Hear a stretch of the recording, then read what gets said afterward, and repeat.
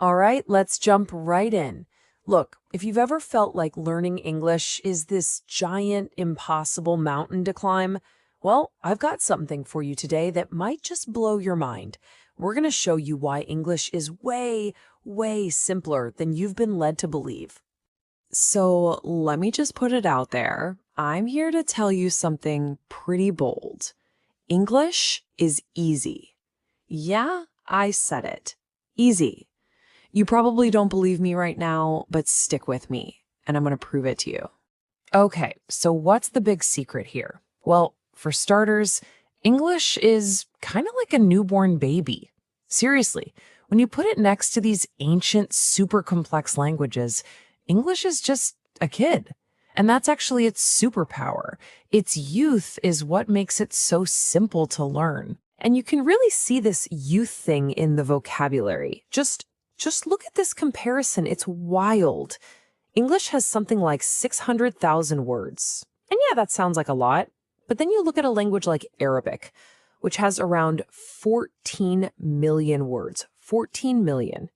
It's not about which one is better, of course. It's just English is younger, so it's way less complicated. It's that simple.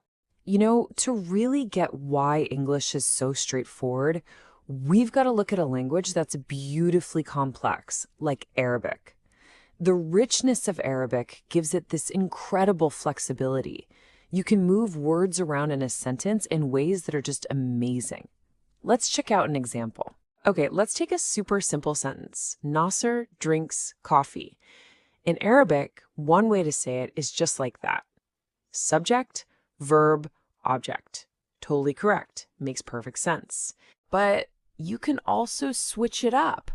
You can start with the verb instead. Still means the exact same thing. Still totally correct, sounds completely natural. Or, get this, you can even start with the object. And again, it's a third, perfectly valid way to say the same simple thing. Isn't that incredible? The flexibility is just beautiful. And believe it or not, here's a fourth way. This is what we mean by flexibility. It's powerful for sure. But if you're learning the language, that's a lot of different patterns you have to get used to, right? Okay, so remember all that amazing flexibility we just saw? All those different ways to build a sentence? Well, English, it just throws all of that right out the window. It says nope and gives you one. Just one. One single unbreakable rule. This is it. That's the only way. Nasser drinks coffee. You can't say drinks Nasser coffee. It sounds wrong. You can't say coffee drinks Nasser. It makes no sense. There's only one road, one single path. So let's just look at that side by side. Arabic gives you 4+ correct ways to say something. English gives you one. Just one. And you might think that's rigid or boring, but for someone learning the language, that's not a limitation. It's a superpower. It's what makes it simple. And that one way, we're going to call it the golden rule. And it is always, always, always the same. Subject plus verb plus object. That's it. You nail that one sequence, and you've basically cracked the code for almost any sentence in English. And to make this even easier, I've got a little trick for you. Just picture it like this. You're building a sentence by picking one thing from 3 different baskets. Trust me, this little mental image is going to make it all click. So you have 3 baskets, and you always go in the same order. You grab something from basket 1, the subject, then basket 2, the verb, and finally basket 3, the object. Let's take a look inside each one. Okay, basket 1, the subject. You're going to love this. It's the easiest one. Why? Because you basically only have 7 things to choose from. I, you, he, she, it, we, they. That's pretty much it. So your first choice is super, super simple. All right, now for basket 2, the verb. And I'm going to be honest with you, this is where the action is. This is where you're going to put in the work. The verbs, they change for past, present, future. This basket is your main focus. This is the gym right here. But here's the good news.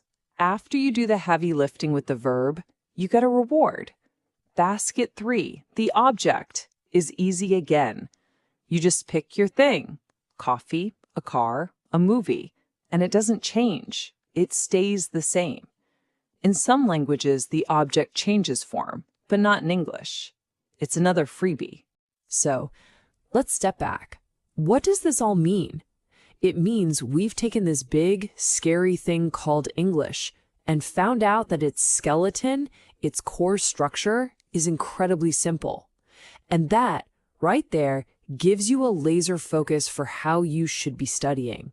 Look, if you take away only one thing from this, let it be this.